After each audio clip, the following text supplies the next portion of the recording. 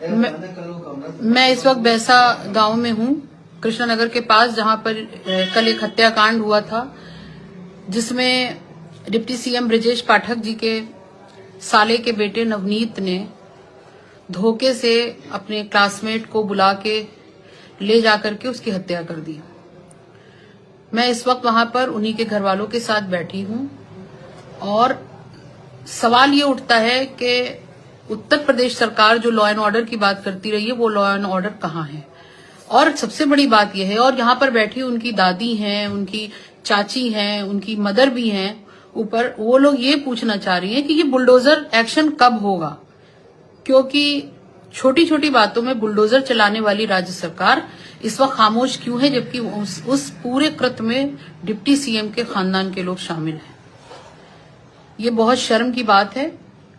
मैं इस वक्त यहीं पर मौजूद हूं, आप देख सकते हैं सब लोग बैठे हुए हैं, और जाहिर सी बात है इस रमजान के पाक महीने में लोग, जहां सारी दुनिया ईद की तैयारी कर रही होगी, वहां पर इतने बड़े गम का पहाड़ टूटा है और उसके बावजूद अभी तक कोई बड़ी कार्रवाई नहीं हुई है। कार्रवाई, और सबसे बड़ी बात जो यहां पर आने के बाद मुझे पता चली, ये शिकायत है कि बिना किसी एफआईआर के, बिना किसी उसके, लोग छूते नहीं हैं एक घायल को भी, वहां पर सारी कार्रवाई कर रहे थे।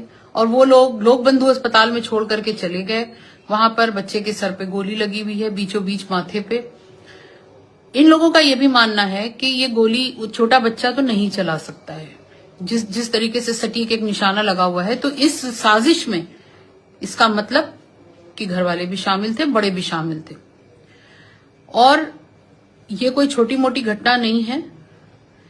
माना कि सरकार में बैठे हुए लोग हैं, ये भी मान सकते हैं कि सत्ता का जोम और सत्ता का नशा इस वक्त उनके सर के ऊपर सवार है, लेकिन हिंदुस्तान में रहने का मतलब यह है कि हिंदुस्तान के कानून और संविधान की तरीके से चलना होगा, चाहे वो मुख्यमंत्री हो, चाहे वो उप मुख्यमंत्री हो, या हम हो, या आप हो, या कोई भी आम आदमी हो।